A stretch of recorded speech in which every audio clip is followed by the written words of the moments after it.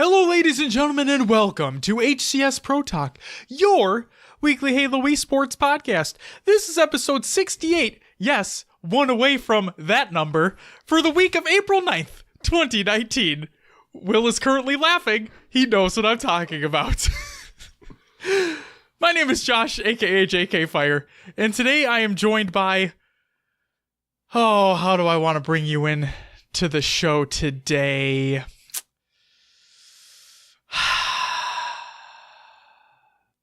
Fresh out of ideas, Will, aka I am Mr. Mayhem. Will, how are you today? A little bit worse after that horrible intro. It's like top tier intro. What are you talking about? Oh no, that's like one of the best intros of all time. We had a 69 joke and I couldn't even figure out how to put you into the show. So yeah, this is starting out on top right now. Oh yeah, I'm doing fine. That's good. It was really busy at work, so the day went by quick, and now we're here to talk some Halo esports. How was your day, Josh? Well, Linnea was being kind of a little poop last night, so didn't get a lot of sleep, unfortunately. For those who wanted the update, and I know nobody did, but I'm going to say it anyway, my daughter is constipated, and it has been 2 days until she's had a proper bowel movement, and so we're hoping that with a little bit of prune juicing, that loosens things up down there and makes a happy baby once again, because right now she's not too happy. I'm sure that's why you all tuned in today. To hear about my child's constipation. On with the show. Here's what we got going on this week. First and foremost, we don't actually have a topic because I forgot to put one out there for you guys to talk about. I'm an asshole. I'm sorry. We're going to have one next week, I promise you. We have the rosters of Manias. Will's going to be talking about a ton of rosters that have taken place over the last week. So get excited for that. I find an MMO to play. We're going to talk about that briefly. MCC gets an update. Pretty big one at that. Pros actually voiced their opinions on Halo and the update in general for MCC. The AGLA and Halo Draft League have a couple updates that they wanted to share as well. And we have a lot of tournaments to recap, including the American Griffball League of America playoffs continue. The Halo Wars Champions League tournament number 6, I believe. Europa Halo had a Nightfall GG Halo 5 Cup. Good to see them back in the scene. UGC had their Dreamhack Dallas qualifier number 1 that took place over the weekend. And lo and behold, we actually had a tournament ourselves. And we're going to be talking about those results later on in the show. All I can say is it was a really fun time. And yeah, we'll talk more about that later. Will, before we get into any of that, what do we normally start the show off with? Roster Mania! Yes, it's Roster Mania.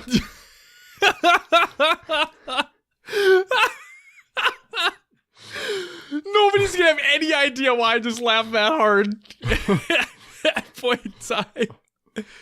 We're just so stoked for these rosters. Let's get into them. The Dreamhack Dallas free agent list and partial team list. We'll run through them once more here. Starting off with that free agent list, we have the OG Killa, Jay Weezy, Gohan, Coco the Janitor, Galloping Elk is a coach. We have Easy, Exile, Sterling, Crewman, Assertive, Deadlie, Hypo, Trunks, Protein, Slur Shot, Poseidon's BR, Cool Ranch Senpai, Joy Slays, Quicksilver, Bulkasaur, Exocide, Venom, Adane, Olvistico, Gunstrafe Chronology, Senshi, Most Dope, Hosty Shots, Kyul, Stinger, Insom, Nifty, Saber, and Beer Belly. Still sounds like more names than last time. Yeah, a couple more new ones in there. Really good to see. And then the Dreamhack Dallas partial team list, we have Display and World Famous looking for 2 more. Flamehead, Toxic, Engage looking for 1 more. Takedown, IOE Slay and Daffy looking for 1 more. Tosh and Berserk looking for 1 more. 2 more, technically. I don't know why I said 1 more. Eon and Shreds looking for 2 more. Hilly and CE and Catastrophe, 2 more. Drizzy and Uday looking for 2 more. We have the Neutralizer, Schooliage, and Pawsey looking for 1 more. Zydo and Honorless Gaming looking for 2 more, and Icon, Z, and Jesse Sile looking for 2 more. Nice job running through that list. Thank you. That was hot. We've been through it a few times. I've seen those names, so right. But there's still some new ones on there. A few new ones, yeah. Yeah. Great job. I pulled this up earlier. UGC now has a team finder. They do.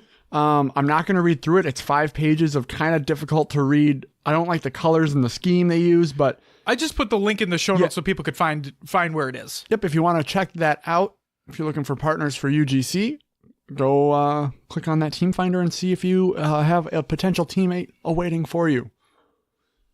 Next up, last piece of Roster Mania here is a little bit of news from Noob Combo on Elevate. So here we go. It's noobcombo.com states, another roster change has been made for Elevate. As some might have noticed in the Dreamhack Qualifier rosters in the player streams, Ace and Neighbor have joined Trippy and Penguin, replacing Guntype and Zerka. Ace and Neighbor were previously playing under status quo with Flamesword and Assault. It appears the team has disbanded. On his Instagram, Flamesword stated, "Been getting a lot of questions about Dreamhack Dallas, and to answer everyone's question, no, I will not be competing at this event. Instead, I'll be going on a trip to Portugal with my family, and I can't wait. Hoping they announce more events to come Dreamhack Dallas, because when I get back, I'll be itching to game." I think I messed it up a little bit, but it's okay. The no official statement has been made by the Elevate organization. Speaking of Dreamhack Dallas qualifiers. Indeed. Let's go through the teams trying to compete at Dreamhack Dallas. This is why it's called Roster Mania, right here. Are you ready? Oh, I am strapped in. I'm relaxed. I got my Mountain Dew Game Fuel sitting next to me. By the way, just giving you a heads up, this podcast has been brought to you by... No, I'm just kidding. We're not sponsored. But hey, Mountain Dew, get at us. Got to keep it in there. I'm ready to go. I'm excited to hear you. And we'll see how you do with these names. There's a lot of them. All right. We'll start off with Rated R Esports. This is Clowny, Just Improve, Brandon, and Pandalicious. Ooh, Pandalicious. Next, we have Threat Pack, which includes Sparks, Saturn, The Slush Fund, and Yoltz Cora. TBD includes Fluximus, Jim Bossity, Respectful in Riots. Slamericans is Slurshot, Jackson 5, Phenom, and Aurora. Regulators, we have Sheezy, Furist, A Savage Cat, and Godflow. Next, we have Team Wolf Cave, which includes the Wolf Mane, Frost Eye, Chaihuck, and Ghost Yami. Next, we have Team Pew Pew Pew, which is Wolf, Spenny, LeCleary, and Joey Clutch. We have Team Olympus, which is Arm, Spades, Janitors BR, and Entity OG. We have Old Men, which includes Piles, Thuggish Killer, Commander High, and Arcanum. We then have Team Nostalgia, which is Lack, Metal Gyarados, Volcomstone, and Nostalgic Sniper. We have Infinite Academy, which is Hypotonic, Corruption, Glocksmith, and Chaos. Next is Team Nasty with the Rifle, which is Ultimega, Laquatus, Wogue, and Too Sick. Next we have the Mason City Minotaurs, which includes K-Mad, Shinedown, Primely, and Pikachu Pot Pie. That may have been... That might have been the same team that competed at Gamers for Giving. I believe so. Might be. Yeah. Sounds really familiar. Yeah. All right, moving on. We have Lobos, which was Pixelized, Patores, Flip, and Alpha Physique. Next, we have Team Kingdom, which was Icons, Sial, Blitzkrieg, and Phoenix. Next is Team Invincible, which was Excel, Notorious,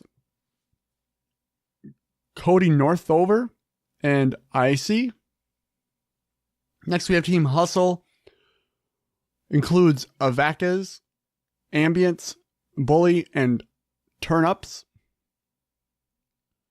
Next is Team Hoster Strudel. Oh, that's a great name. This included Zyver, Tyranitar, Cran King, and Holy Sniper. Next, we have Team FFAT15. Okay. This was Obi Jake, Dynamics, Rhino, and Prototype. I can't get over Hoster Strudel. That's such a great name. Next, we have Duo +1 plus question mark. Okay. This was Obnoxious, The Real Vital, Combonified, and Crossfade. Next, we have Distress in Dallas. Included Gold Star BR, Guitar Eero Dude, Snipin', and My Distress. Next, we have CR Nightmare, which was Ragnarok, Regulata, Kraljo, and Colacane. I'm messing a few of these up, and I know it. It's the names, man. They're not the greatest. All right, next we had Catastrophe, which is Septify, Arctic, Renegade, and Neptune. We have All-Time Rushers, which included Shinsi Renzo, Ninja Fan, Twisted Minds, and Clownsy. And then Active Rush, which was Inferi, Chex, Icy Vein, and Braveheart. But there's more. Moving on to Team Devote. This included Tusk, Master Fear, Zerka, and Wenzor. We had Tox Gaming, Snakebite, Lethal, Royal 2, and APG. Team Elevate, Trippy, Penguin, Ace, and Neighbor. We have Full Send, Bob's Ambition, Stormy, Rammy, and Realize. Big Dog, which is Manipulator, MP Tor. Oh boy. Almite and TCK. We have Burger Town, which is NYC, Munoz, Hunter, and Tarzan. Lux Gaming, Gilkey, Rain, Cloudy Cloud, and Demon D. Waste of a Seed, Omega, Wan, Filthy, and Kyle. We have Fourth Line Plugs, Snowman, Known as Phenom, Legend Dew, and Vitus. Next we have Team Denial, which was Straight Sick, Ares, Commonly, and Shayla. We have Guardians Gaming, Queen, Black Halo God, Common, and Jax the Goat. Next we have Josh, check out our damage. I'll check it out. It wasn't even to me, I bet. But I'll check it out. I got you, bro. Alright, well, this includes Vulcan, Pope Bum, I think it's Nemesis. I think so too. And King Starling, 23. Next we have Mass Kids, Legend, Gunstrafe, Rooney, and S. Dempsey. We have Silent Grind, Takedown, Lil Avalon, Ultra Stinct, and Chronology. We have Team Syndicate, which was Paradigm, Rob the Turtle, Silence, and Siri? Surer? I don't know, man. I don't know anymore. Next, we have Very High Society, Kazug, Display, ABC, Derek, and Zypok. We have Team Aggro, which was Rippin' Jesus, Ja, Mission Hockey, and Elitus. Rippin' Jesus? Okay. We have Aspire Esports, Kooky Cooks. Oh my god, okay. Slightly, Captain Wartime, and Quota Plays. We have Friday Tournaments Are Better, which was Weekachu. That's a hot take. Trevor Wagonhalls, Blaze, and Scary. Next, we have GMS number 1, Gabriel, Eco, Goofy, and Fantasy. We have Inconceivable number 1, Falcated, Boo Boo Doo Sabinator, and Shotzi. We have Mazer Gaming, Snaky, Haulers, Flames, and Havoc. We have Mean Machines, Ebby, Jobs, Blitz, and Premier. We have Redefining Fear, Paintballa, Matt Nos, Kodaman, and Bandemonium. Thank you so much.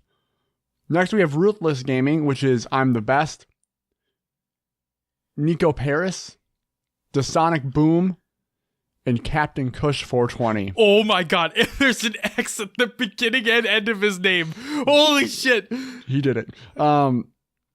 Next, we have Same Time Next Week, Inconceivable, Shady McGrady, Great name. Unknown Titan, and Premier. We have Sherberts, which was iGalaxy, Exemplified, Shame, and Jazero. Next, we have Unkind Esports, Saber, Pawsey, Murific, and Frywood.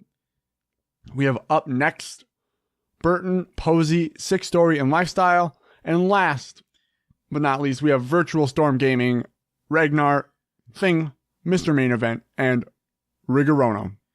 You forgot one. What did I miss? Simplicity. Wile E. Coyote, Coolidge, The Neutralizer, and Titan.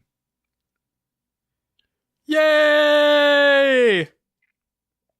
But Josh, yes, there's no reciprocity listed for DreamHack Dallas. There is no reciprocity, Will. What's going on? Well, so we were in our 1v1 tournament basically around the same time that like the semis and the finals were taking place in this qualifier. But it wasn't until one of our community members pointed out that, hey, did you see that Rec isn't competing in the event? And I'm like, what? Why? Sure should have looked it up on Twitter.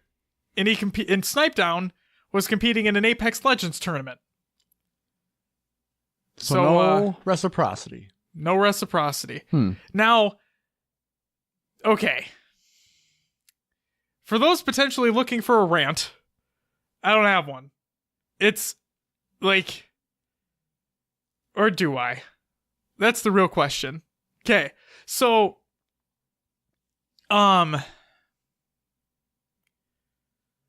think it was Moses that tweeted out that something to the effect of, if we want to, like how the hell am I going to word this? I could look up his tweet, but for the sake of the show here, he said something to the effect of, like, the content creators need to be working together. We need to be putting out content, being there for, like, within the community, having a presence, right? And there was a lot of back and forth with other people as well, and I don't know, man. If Snipedown found a different game he likes to play right now. There's money to be earned in it. He enjoys competing with it. Him and Ogre 2 were in that tournament together. They placed second. So, and realistically, oh, this is gonna sound fucking terrible, but the UGC qualifiers, right? Do they really matter? There's no money behind it. It's for seeding points to go to the event. They're going to be at the event no matter what. And realistically speaking, maybe they decide to compete in the other qualifiers leading up to the event. Maybe they place well. Maybe they get some points. Either way, who fucking cares? Like, I'm going to sound like such an asshole right now, but I'm all for more competition, and I'm glad that these events are happening in the meantime leading up to these major events. I am. I'm really glad UGC's putting them on. It's great. But if there's really nothing to them except seeding points, and you also have to take into consideration that not all those passes are going to be sold. Like, not every team that's competing, because it was, what was it? 32 teams, right, for the first qualifier, and then UGC expanded it to 64, like, nearly at the last second. So they increased the amount of teams that were able to compete in the qualifier, this first one at least. You know damn well that not every one of these teams that signed up here is going to be at DreamHack Dallas.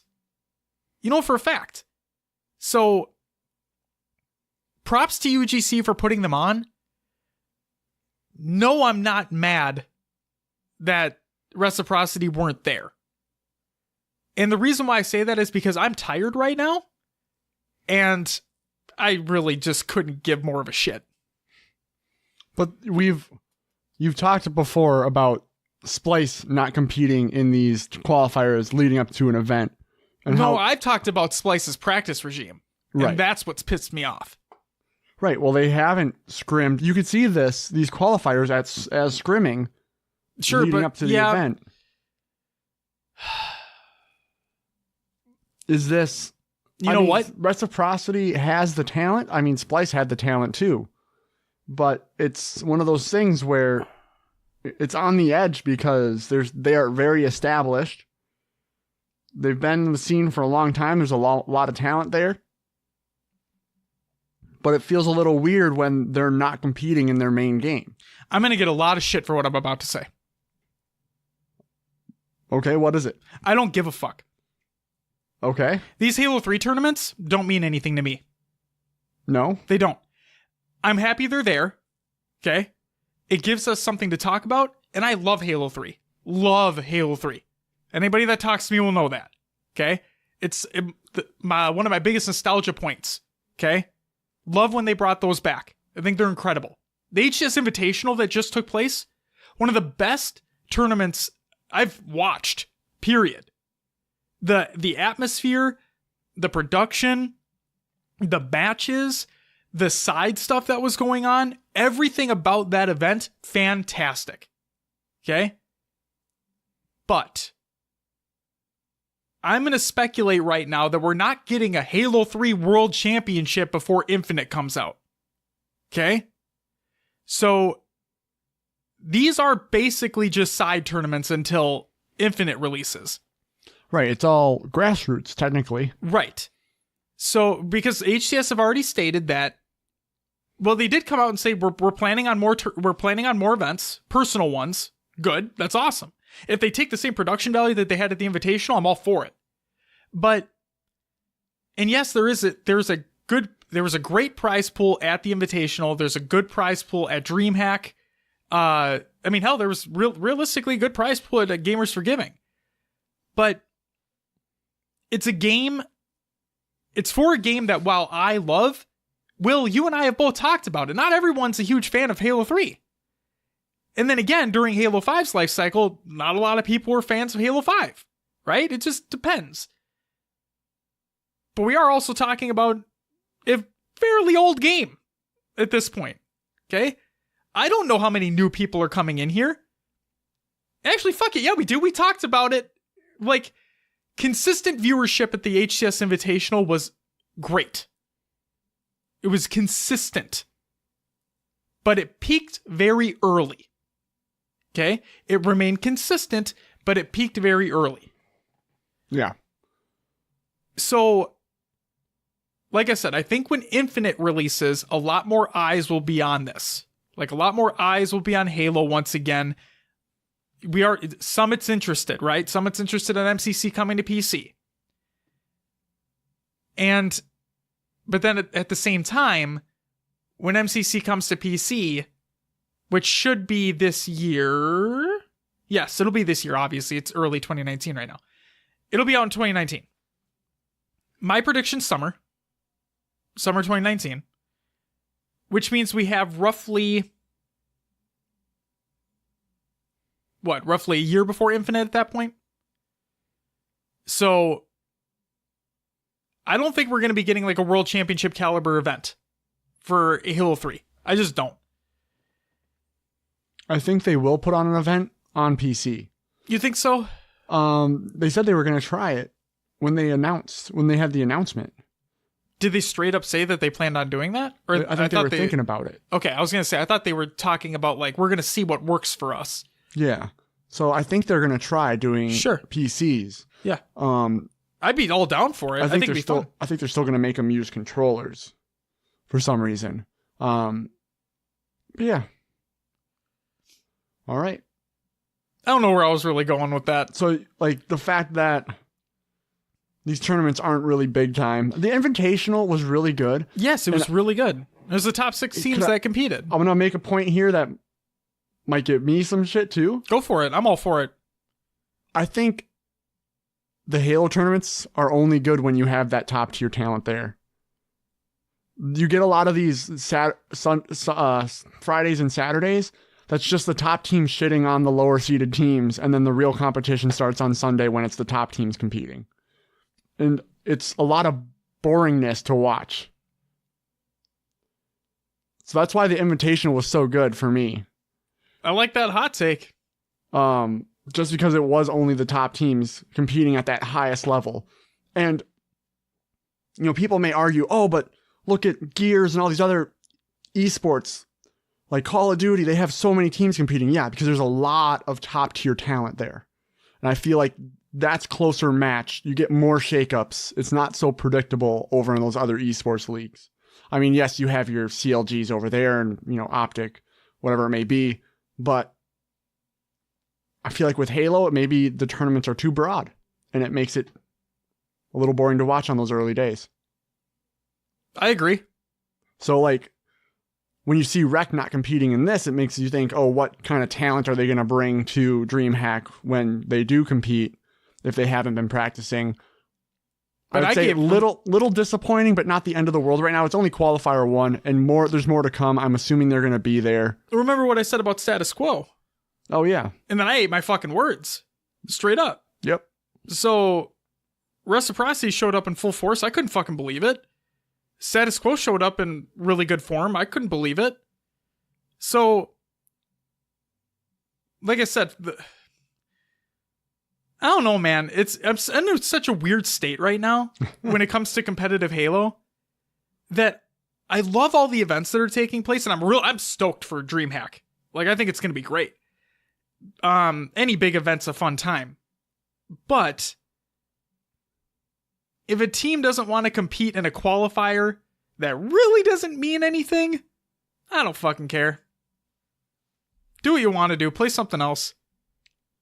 But, yeah. The other thing I wanted to hit on, Will, before we move on, a couple things regarding the rosters themselves, okay, that you just talked about. Yep. Okay. Also, I apologize to everybody that, that rant really went nowhere. So I'm sorry that I rambled on for the longest time. It's just, I don't know. I'm in a very weird state right now. But, Will, Lux Gaming.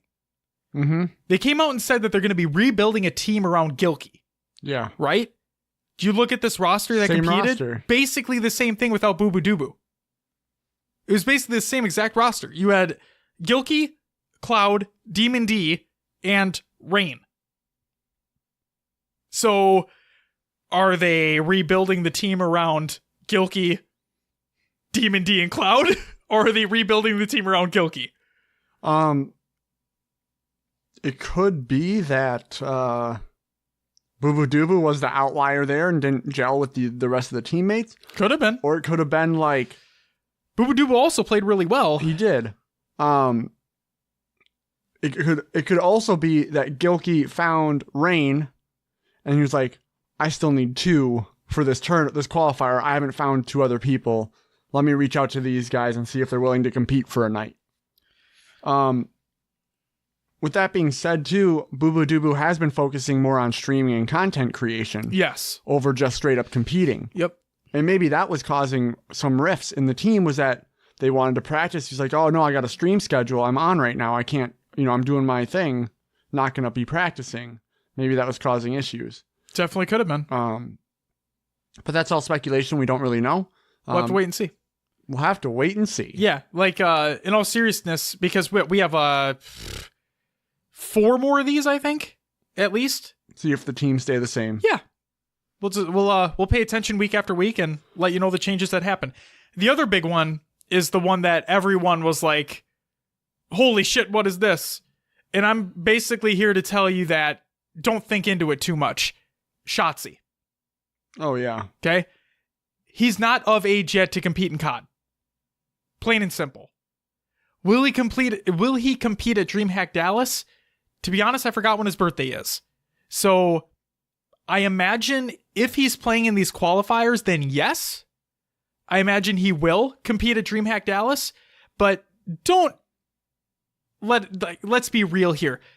Currently, the money is in COD. Currently, the bigger amount of competition is more than likely within COD. He wanted to compete in COD anyway. His teammates are currently over there. When he becomes of age, I still believe wholeheartedly he will move over to COD to join his teammates. So right now, think of this as kind of like an in-between scenario for him. I'm saying it. Don't look into it too much. And if I'm wrong and he does not compete in COD, then whatever. Okay. I'll eat my words there too. But realistically, I said it basically when the game was announced to now. Infinite will not release until 2020. It won't. So, considering he will have at least another year to compete in Call of Duty, I'd say he sticks to Call of Duty. Soon as he's of age, he moves over there. Dreamhack might be a one-off thing for Halo and him. Until Infinite releases, in which case I think he'll come back. So, and we already know Renegade wants to come back. Based off of the tweets that he's been sending out. So, yeah. Big things on the horizon, I guess you could say. Those are the two things majorly I want to talk about with the rosters that took place. All right. That does it for Roster Mania. Kind of an extended segment there, but we're moving on. What do we got next?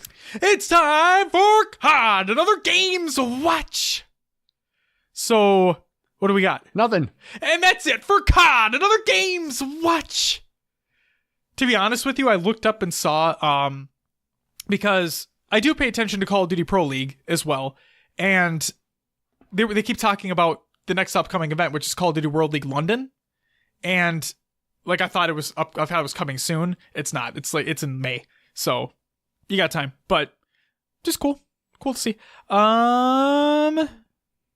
Hey Will. Mm-hmm. You know what segment comes after COD Another Games Watch? Please let the people know. Will's Adventures Within the Haloverse and Other Games Too. That was a lot of hand motion. Yeah. I don't know what the fuck I'm trying to say. It was with my voice. Yeah. All right, man. That's it. Yeah, it was like more like that. Yeah. Okay. Here's what I played during the week. What did you play, Will? Played some more PUBG. Did you? Yeah, I still suck. Better than me. Don't worry about it. Played some Rainbow Six Siege with some buddies. You played that April Fool's mode that wasn't an April Fool's joke. It's actually like really fun. It looks really cool. It's so much more casual than actual casual. Like people go, it's like Halo. You find freaking sweats in quick play all the time. Yep, you do. And so yeah, I think it's a better way to just have some fun, mess around. Found out they since the last time I played Siege, they really buckled down on their banning system. Yeah, I heard about that too. So playing with my buddy Joey, and he's like, "Oh no!" It's like, I don't like the way this bear's looking at me, man. I don't know. And he like shot him mid round and then insta banned, like out as soon as he killed the hostage. He got booted, and he was banned for like 20 to 30 minutes. Are you fucking kidding me? So yeah, that's a little too harsh. Well, no, because the Siege community used to be pretty fucking toxic. I've heard, and I've heard pretty negative things. Yeah, so I believe it's. I hear ranked is still the same thing though. Ranked? Yeah. Oh yeah. Like if you're not if you die or whatever, if you're not helpful. Yeah, don't do one wrong thing. Yeah, people. I turned off my text to chat. Really? Just so you don't see that shit. Yep. Good. People are keyboard warriors, right? That's exactly what it is. Yep. So I turned text to chat off, and if they want to say something, they can say it and not type behind their keyboard. So there we go. But no, I just had a fun time playing that mode. Getting the feel back for it a little bit and having fun.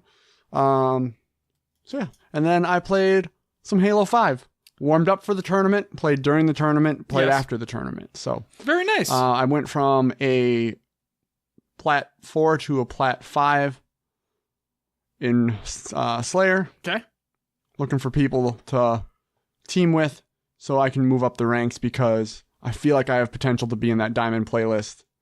And I just can't get there solo queuing. Well, what I'm seeing a lot is go to our Discord if you're not already a member of our Discord. But we have a looking for group channel in there, and Search is in there all the time, saying he's looking for people. Justin's in there all the time, saying he's looking for people. I know our times just haven't been matching up. I was just saying in general. Like, oh yeah, of course. There's always people looking to play some games. Yeah, I was in there on, gosh, it must have been Sunday. Yeah. And Justin posted, and then I was like, oh yeah, hey, I'm playing. And then I was like, oh, that was like 5 hours ago. And then, of course, no one was on at that point, so... Well, shit. Yeah. But yeah, that was it. I think that's the only 3 games I jumped into. What about you? What'd you play, Josh? So, I've been trying to find an MMO that I can play realistically with one hand. No, I'm not using the other hand for other things like that. Get your mind out of the fucking gutter, Will. Instead, it's for when I'm holding my child in one arm and then I can play the MMO or the other game with my one hand on the mouse. Okay? Makes sense, right? Yeah. Yes. Okay. So I've been trying out different MMOs, and I got fizzled out of WoW after playing for a while. Uninstalled it. Then I'm like, do I really want a subscription-based MMO? So I already purchased Elder Scrolls Online a long time ago, reinstalled that, tried playing it, thought it was all right. Then it got really boring real quick, uninstalled it. Then I'm like, oh yeah, I have Guild Wars 2 and all of its expansions. Installed that, played it for a little bit. That game's fun, don't get me wrong, but there's like no there's no side quests in Guild Wars 2. There really isn't. So I'm like, I don't know how long this is going to hold my attention. Fuck it. I'll keep you installed, but I'm moving on. And then finally, I found the one that I'm going to be sticking with for quite some time. Why? Because I already pre-ordered the latest expansion that comes out in June, and I have yet to play through the other 2 expansions that have come out. Final motherfucking Fantasy 14. It's great. I wish all the characters are voiced like the Elder Scrolls Online, or a lot of the voiced like Guild Wars 2, but the writing is actually really well done, and the side quests are meaningful. Everything seems meaningful in that game. There's little side stories all over the place, and they're funny, and they're heartfelt, and the combat's cool. It's flashy. The world's gorgeous. Music is unbelievably good. It's a Final Fantasy game. What do you expect? But like, it's so fucking good. And I can play with one hand, so I like it a lot. I'm excited to keep playing it. Nice.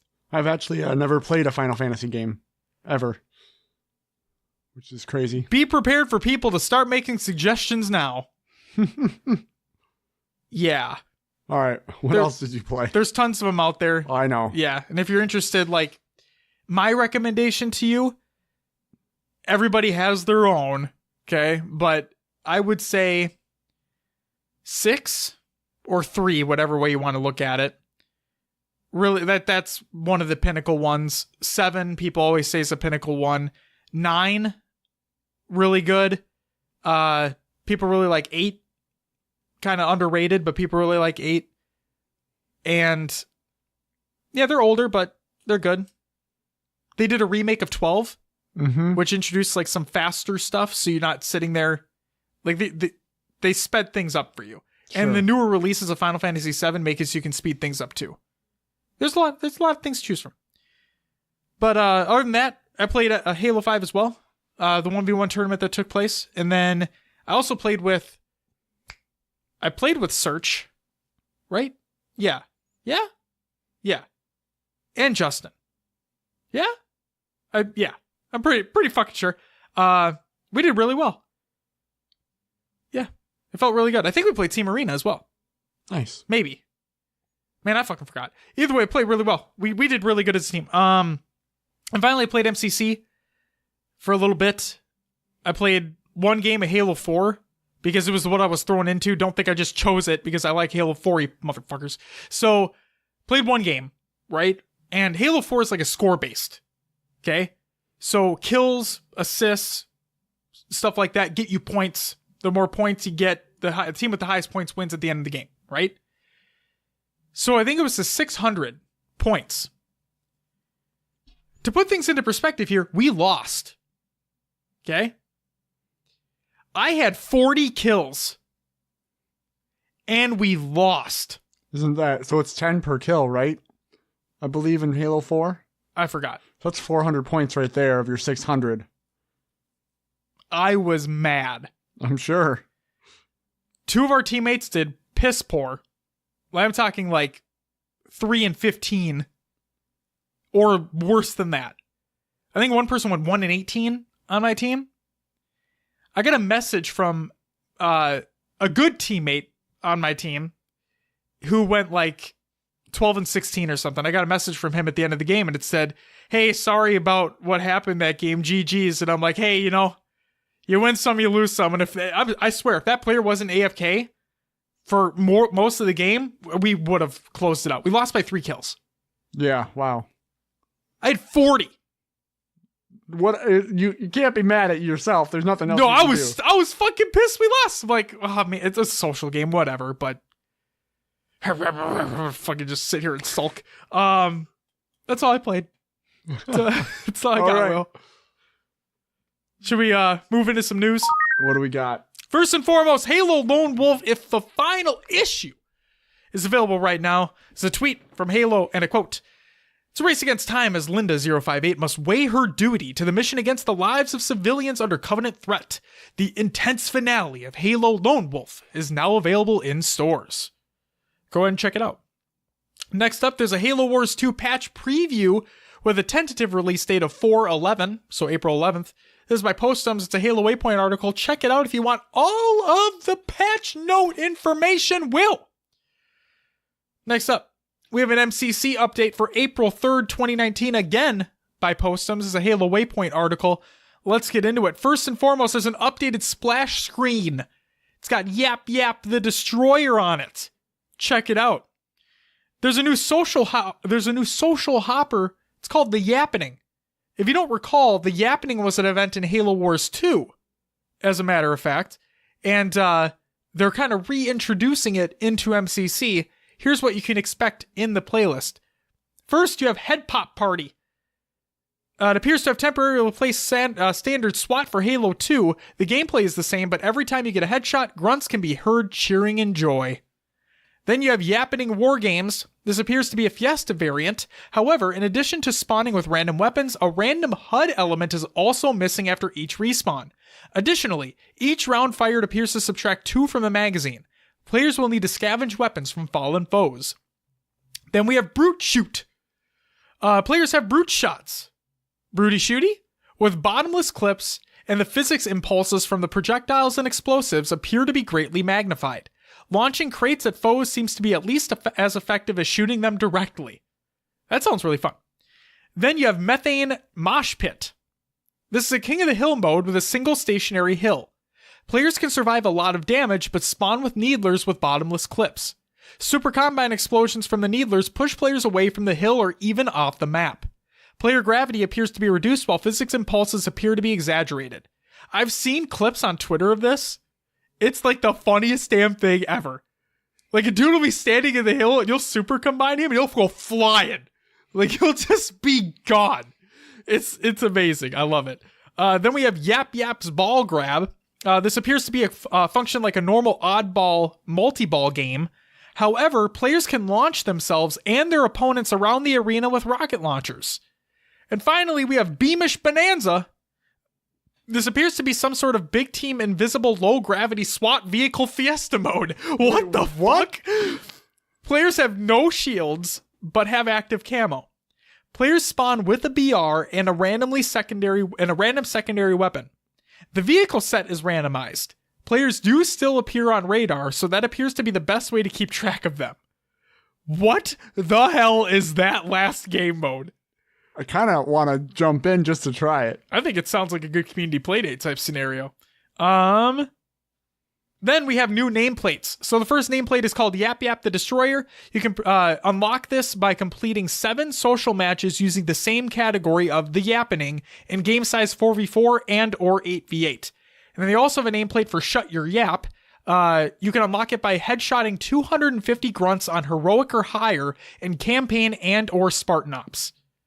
So, gotta love how, the MCC team keep introducing little small things that keep people occupied. I guess we can consider these kind of like seasons, A little bit. Yeah, it's good stuff. You don't need to buy a fucking battle pass for it either. Just gonna be no point. Next up, you have new loading screens. So since MCC work began, we have received many bits of feedback on what information players want to see while they are loading into a game. We have taken this feedback, discussed what makes the most sense internally, and have crafted what we believe will satisfy these requests without overwhelming users with information while a game is loading. These changes upgrade the type of information we are giving you before a match starts, while maintaining the minimalistic readability for our screens. Changes are here for multiplayer, campaign, and Spartan Ops. Here's what you can expect on multiplayer loading screens. The map name, primary starting weapon, time limit, score to win, gamer tags in the session, loading states, configuring, connecting, joining, validating, and loading, data center hosting dedicated server of match, the game type and description, and more tooltips related to what you were playing. And then for the campaign and Spartan Ops loading screens, you have the mission name, the difficulty, the skulls that are turned on, the gamer tags in the session, the game type and description, loading states, and more tooltips related to what you are playing. Network evolution. Here's kind of the big part about this update right here. From years spent working and talking with engineers of various disciplines, network engineering sounds like one of the most difficult pieces of a game to work on, as you are quite literally at the mercy of real-world situations and non-optimal scenarios. When networks are having connection quality issues, whether it be a dedicated server poorly communicating to everyone in a match, or a player dropping packets or sending them to the server, it can cause a poor experience for everyone involved. For several months, the pub team has invested large amounts of time looking to find areas of improvement to better the networking experience of all up in MCC. Each of the titles in MCC has had its frame rate doubled since its initial release. But until now, the rate of network transfer hasn't been adjusted to match. Today's update applies the same concept as the increased frame rate to the existing networking model from each of our titles. Specifically, we're changing the size and frequency of the packets by which information is sent between clients and hosts and multiplayer for both dedicated servers and peer-to-peer scenarios across the titles. To break down all the technical aspect in regards to this change, we defer to the publishing team's own Dana Jerpak, or as some know him online, Duck. Dana brings many years of history in the Forge community, experience working on several projects with the publishing team, and has been spearheading the efforts to update playlists in MCC for quite some time now. Without further ado, we bring you a new blog portion to discuss the technical details of today's networking update, aptly named DuckTales. Woo! I really hope somebody at least gets that reference. I got it. Okay, good. You know, I'm not even a DuckTales fan, basically because I never watched it, but I have an older coworker. His name's Jeremy. Shout out to him. And when we want to like cheer him up in the morning, you know, mornings kind of suck. You don't want to be at work, whatever. Sometimes in the morning, break out the speakers on the computer, play the DuckTales theme song. You know, cheer him up a little bit. He loves some DuckTales. Woo! If you want to take a step above, Brendan Urie did a rendition of it. We listened to that. Perfect. It is a great rendition. Brandon Urie. Amazing voice. Amazing voice. Let's get into the DuckTales portion. Woo! A technical breakdown of what a 60 Hz tick rate means for MCC. Thanks, Postums. For the record, I will always be on team #Mongooses and can confirm that official text strings in MCC support this. But before we finish that fight, I want to tell the tale of a journey we have been on together with the community. In this piece, I'll be breaking down some recent improvements we've made to networking and how information is currently being passed between clients and server in Halo, the Master Chief Collection. Actions in classic Halo games fall into categories of being client authoritative or server authoritative. Client authoritative actions are recorded by each user's game client and are then sent to the server. Server authoritative actions will combine the data received from clients, simulate the new game state, and then send the results of the simulation back to all clients in the session. Simulation can take place asynchronously, as it does in PvP modes within MCC, or synchronously, as it does in co-op campaign. In synchronous or lockstep simulations, the server receives player action requests from a client, then sends those actions back to the client along with other players' actions to ensure the game simulates the same for all players in the session. In asynchronous sessions, clients can see certain actions immediately while they must wait server simulation for others. The animations of your player character or biped are typically client authoritative, while the creation and positioning of the projectiles is server authoritative. For example, in a high ping scenario, a grenade thrown animation is immediately observable by a client, but the grenade object itself will be delayed in spawning until its creation is simulated by the server and sent back to the client. So in other words, when you throw a grenade, like the animation you're seeing versus when the grenade actually goes. Okay? So like you'll sometimes see that delay where you have the animation of you throwing it and the grenade's like a split second past, like behind. You know, that's what that is.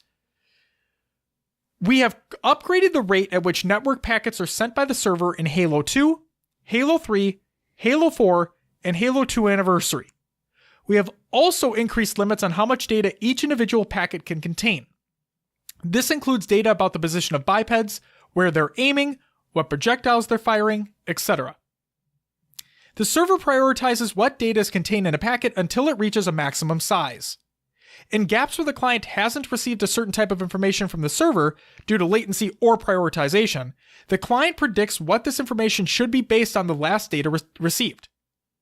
It then corrects its predictions upon receiving new data. This can result in cases of rubber banding, where a biped's position is predicted locally and then corrected by the server. By increasing the allowed size of packets as well as their frequency, we've significantly reduced these gaps. This results in less prediction and correction due to more frequent and more complete updates from the server. In Halo 3, the clients would send 15 packets per second to the server, while the server would send 30 packets per second to all clients. Now, both servers and clients will be networking at 60 packets per second, aligning with the frame rate. Packets transfer between clients and servers are dependent on the network quality and topology. As such, there will still be cases where rubber banding and other network artifacts occur in the cases of high ping or packet loss. However, the increased send rate should generally result in an overall smoother online experience. This improvement affects dedicated servers as well as peer servers and peer-to-peer matches. After extensive internal testing and external flighting, we are confident this will positively impact the online experience in cases of good and poor connections. Please feel free to take time to share with us your experiences in matchmaking once you have tried out these changes in our pinned feedback thread. As always, let us know. We'd love to hear from you and look forward to finding ways to continue to improve the experiences for everyone in-game. Looking ahead. As many of you know, Halo Reach is coming to Halo the Master Chief Collection, and MCC is coming to PC via the Windows Store and Steam. This means the team is quite literally heads down and hard at work on this new journey. We must ensure these experiences not only meet our standards, but that our work meets the expectations of a PC audience. This doesn't mean that we're stopping work on MCC on Xbox. What it does mean is that large updates will happen at a slower pace while we ramp up to bring the Halo Reach to life on Xbox and bring all games to PC. The pub team is still continuing to work on MCC features as we have discussed, such as the custom game browser, improved post-game carnage reports, and others. However, in order to deliver the best experiences possible with Reach on Xbox and MCC on PC, the publishing team has to prioritize these new major projects over ongoing MCC updates. We also need the community to continue the journey we started together last year with our MCC Insider program. Everyone at the studio shares in the excitement, and pizza, to play Reach in MCC, and flighting as part of the Halo Insider is coming soon. As with our MCC flights last year, we will start small and scale up over time. We are aiming to roll out our first public flights for Reach on MCC later this month, and we can't wait to have y'all get your hands on it. If you haven't signed up for the Halo Insider program, you can do so at the link they provide in the article. We're excited to kick off this partnership and tap into games and tap into our passionate community to help make these games and future Halo offerings the best they can be. Thank you again for your continued feedback, thoughts, and being a part of this experience together with us. It isn't finished yet. In fact, no. I think we're just getting started. A lot of information there.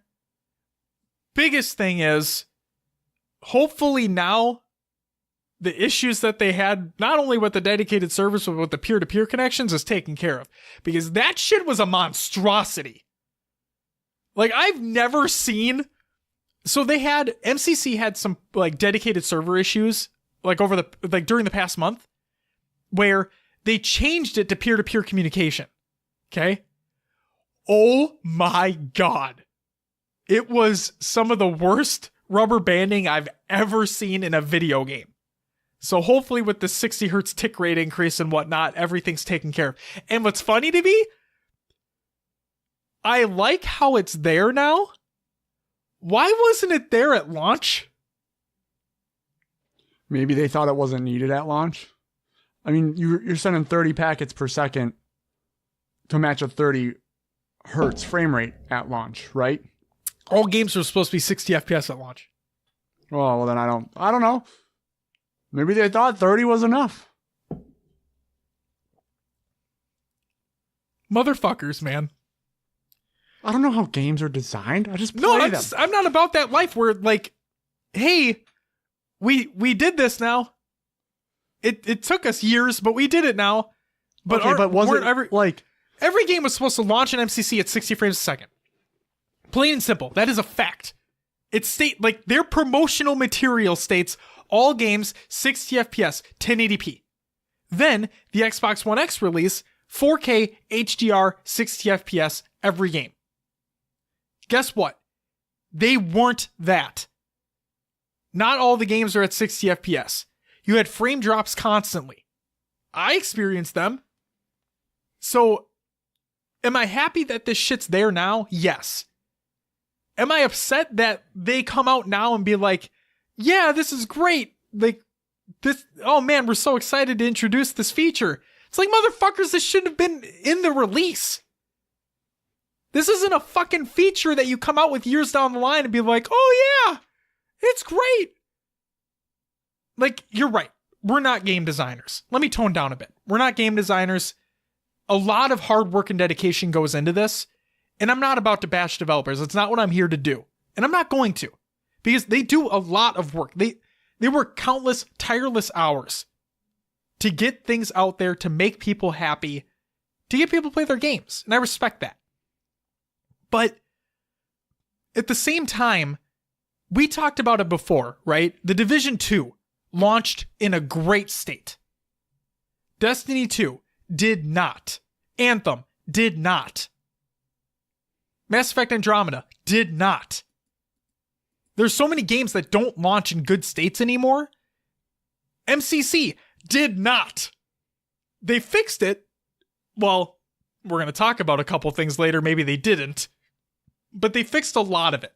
They're adding new things. They're making the community more engaged. I love it. I love it, love it, love it. But I'm going to say it how it is. This should have been something that should have been in the main release from the get-go. And that's where I'll leave that. I mean, to counteract your point here, though, it's not saying that this caused there to be less than 60 frames per second. They're just upping the amount of data sent by each Xbox to align with the 60 hertz. Not that it took away from the 60 hertz. But doesn't that basically mean that it was, though? Because if we're aligning it back up with it, right? If we're aligning things together where they're both 60 hertz. Yeah, but I don't think you need to send 60 packets a second, or how many ever there are now. Why not? It makes for a more fluid experience. Yes, I'm saying it. Yeah, it makes more fluid experience, but maybe that 15 that they were sending at the start, there's enough data in there to make 60 frames per second. Now they're just expanding it to make it even more smooth. I'm not, you know what I'm saying? Yeah, I know what you're saying. So I understand. I don't think this is necessarily making all grain like this. This is what's needed to make 60 frames per second. I think they've reworked the game since it's come out. Yes, and maybe this wasn't available in the amount of space they had before. And maybe now that they've reworked things and are able to do these updates, they now can expand that packet size and the frequency to make a more smooth experience. I can respect that response. I respect that response. There, y'all want us to have differing views? There you go. Yes, because realistically, you're right. They basically did have to rebuild this fucker. I still stand by what I said. I wish this was a thing when the game released. Yeah. But I am... No, I agree. I mean... MCC, we can all agree MCC was just rushed and pushed out there. It felt like it. It felt like it. I want the story behind it. I really want like a no-clip style documentary behind what happened, how MCC happened. Yep. And why it was so broken when it relaunched. I really do. Now, I understand that there were so many game engines piled on top of one another into one package. It causes a lot of problems. I get that. I respect that. But that gets into the whole, was it rushed? Like, I want that backstory. Yep.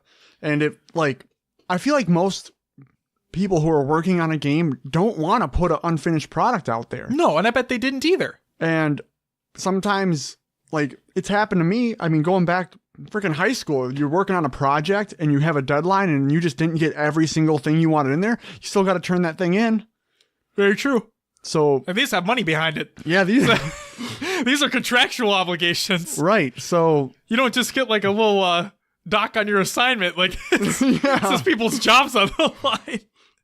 But that could have been maybe realistic expectations weren't set in place when they announced a release date and when they were set to ship this game. Sure. Maybe there was much more to do than was expected when they had this game come about. And I think we were told that once MCC released, right, the majority of people were moving on to 5, like, and just working on 5. Mm-hmm. So it was like you didn't have that a large base to move back and work on MCC and whatnot. So, like I said, and like you've said, we're happy that they're back and they fixed a lot of what the problems were. It's just there's still things that just rub me the wrong way when I read deeper into it, when I probably even shouldn't. But that is what it is. Should we move on, Will? Let's do it. Next up, insider information from the Halo community update by Unashek. Thank you, Will. This is a Halo Waypoint article by Unashek? Thank you, Will. And I quote, "Insider program details. We all know how this works. You're here to check when flighting will start for Reach and MCC on PC. To make it easy on you, here's your answer. If everything goes according to plan, we hope to flight Halo Reach on both Xbox and PC with select players later this month. Before we go any further, though, there's some very important details to touch on. Sketch has covered many of them in the Halo Insider Forum already. Click within the article to see the most recent post, but they are worth calling out here as well. You absolutely must register as a Halo Insider. Register anytime at haloinsider.com. If you hope to flight with us on PC, please upload your DXDiag and link your Steam ID. Please check to make sure you verified your email address. Check your spam and junk folders for the confirmation email. Please be patient if you don't make it into this flight. Since the numbers of signups blew away our expectations, we simply cannot accommodate everyone. Flighting entails working with meticulously chosen players to test very specific and intentional KPIs. Your time will come. Flights are for technical tests, not for marketing. Our first flight does not represent a final or even a beta version of the game. We know there is plenty of work to do." Here's some Halo 5 info. For the April calendar, our Halo 5 Sustained team is still plugging away at exciting new things for you, but this month will mostly feature the return of your favorite modes. Below you can find a full calendar of April's rotational playlists, which have been officially locked in. Be sure to set up your calendar and playdates accordingly. April 4th, which has already passed. Action Sack rotates in for Castle Wars. April 11th. Griffball rotates in for Rock and Rail, and Warzone Assault goes live for the weekend. April 18th. Shoddy Snipers rotates in for Action Sack. April 25th. Covenant Slayer rotates in for Griffball, and Warzone Turbo goes live again for the weekend. And Team Arena. Over the past few weeks, we've heard players say that they wanted more variety in the Team Arena playlist. Their recommendation was to implement a handful of HCS maps and modes combinations to spice it up. Will, I already know what one you're looking at as to why your face is being given that way. We happily obliged, and as of today, 3 more experiences have been added to Team Arena. Slayer HCS on Eden, Slayer HCS on Regret, and the one you're probably making the face at right now, Will, CTF on Fathom. Was that the one you were making the face at? Yes. Okay, I'm making sure. I'm like, you just gave me a blank stare after I said it. Time for the 15-minute replays. I'm just kidding. It can't happen in matchmaking. I'm kidding. Yeah. Flake standoff, anyone? Oh my god. No, I am all for more variety. I'm surprised they took Slayer Regret out in the first place. I thought that worked pretty well, to be honest with you. I mean, it's basically Truth. Yeah. Just reskinned. Yeah. A couple different bridges in there. Exactly. Like a little bit different ways to get around. Yeah. Different boost jumps to get up to top mid and whatnot. But like it adds to the variety. And the overshield brawl in the beginning of the game. Yeah. It's a fine map. Yeah. Fine map. And then Slayer on Eden. Kind of surprised that got taken out too. I think it's too much like... what's the other? There's Eden and then there's another one that's just like it. Just a couple things moved around. Oh, yeah. So I think that's what the... Shit. Why can't I think of the name of that map now? I see it on the tip of your tongue. I totally forgot.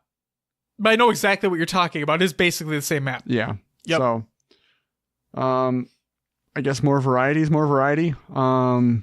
When I ranked in Slayer, I was surprised I didn't see Truth once, which was a little bit crazy. But I got like freaking Pegasus and White Cell twice each. They have those Forge maps in there, yeah. In the Slayer playlist, they do. If you play Team the HCS playlist, yeah, Team Arena, they'll be in there. But no, I know what you're saying. So anyway, yeah. There you go. If you want to play CTF on Fathom. As long as they don't bring it back to the HCS. Please, no. Well, no more Halo 5 HCS events, so we never have to deal with that anymore. As far as we know. Oh my god, they just bring it back one more time. No, they're going to, after they do the Big Team Battle refresh, they're going to bring back Halo 5 HCS Big Team Battle events. Calling it right here. The Big Team Battle Bonanza! No, thank you. I'm kidding as well. It's definitely not going to happen. All right. How about some competitive news? First and foremost, Beachland number 8. The dates have been announced. Mark your calendars. Beachland 8 will be August 10th through August 17th. It's a big boy week. Hope to see some new faces. Register on beachland.com. Link will be included in the show notes of the Google Doc of the show. Check it out. It's a great event.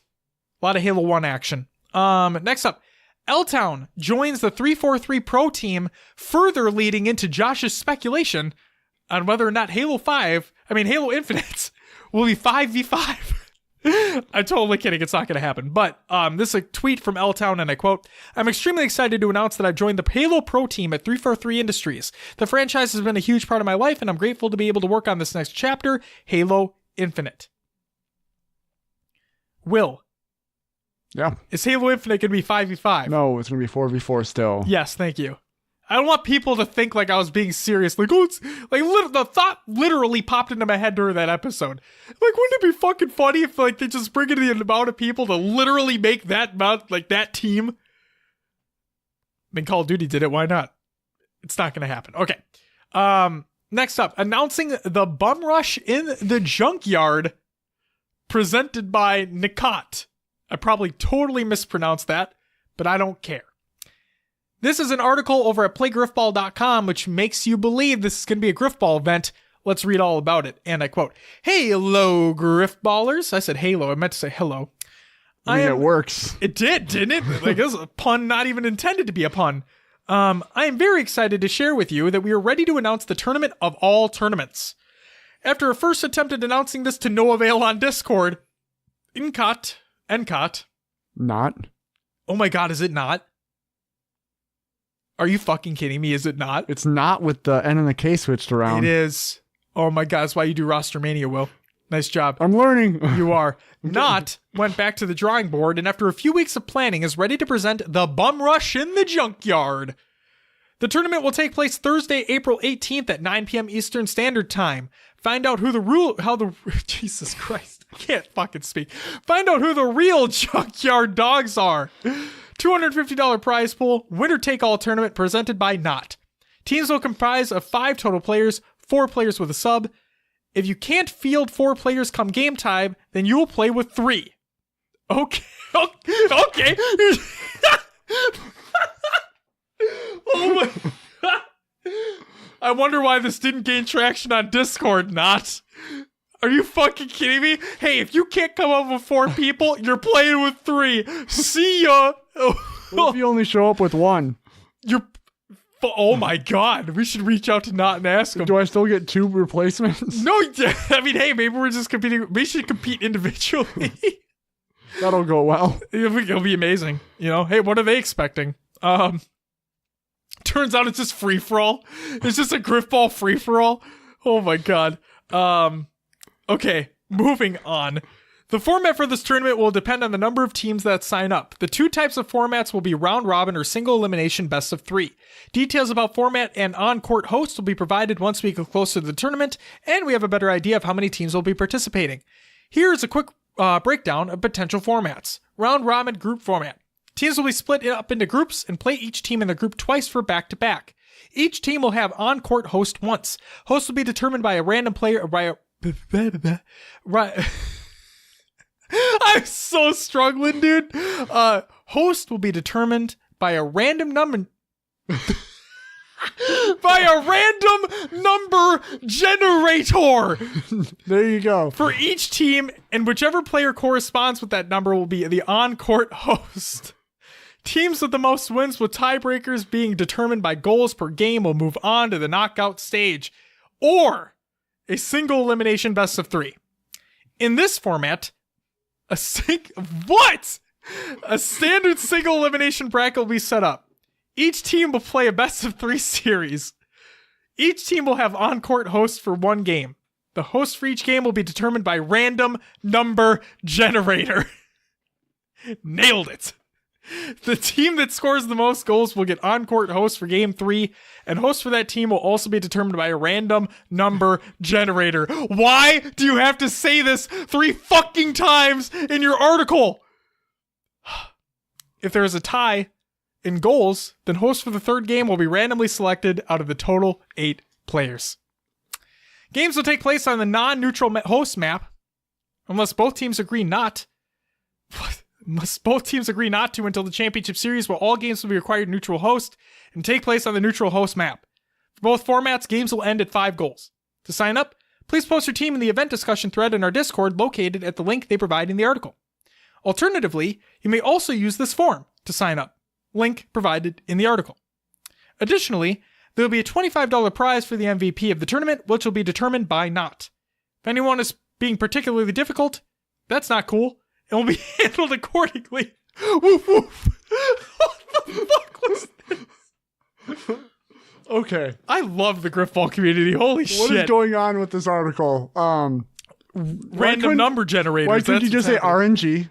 Like random number generator or RNG? Because that'd be too fucking easy. Woof woof. Who let the dogs out? Not. Baja men. Shout out to the Baja men. Let's keep going here, Josh. Oh my god, dude. That took it out of me. Holy crap. Alright. Griffball Weekly, April 7th, 2019. Semifinals and more. Article by Rage over on playgriffball.com. And I quote, "Hey everyone. It's been a couple weeks since the last update, but what? I can't stop laughing. I'm sorry. Please. Was it for me fucking up the article before? Yeah. That's really bad. It's been a couple weeks since the last update, but playoffs have been moving slow. We now have some news to chat about, so let's start swinging. Playoff update. First round, Streak Griffin went against SML08 All-Stars plus Kazink. The regular season ended with SML08 All-Stars winning a tiebreaker over Lumbridge White Knights to earn their spot in the playoffs with the 8th and final seed. Their season ended soon after. Jesus Christ.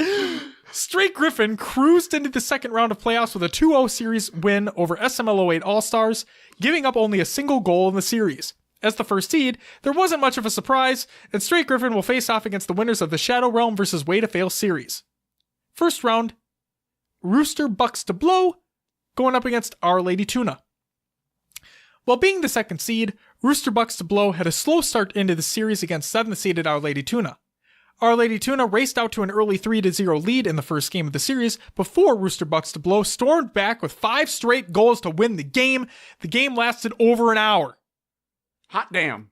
Game 2 is a completely different story, with Rooster Bucks to Blow had the lead from start to finish, and despite the game finishing 5-3, just like Game 1, it took only 20 minutes for our Rooster Bucks to Blow to advance to the second round of the playoffs.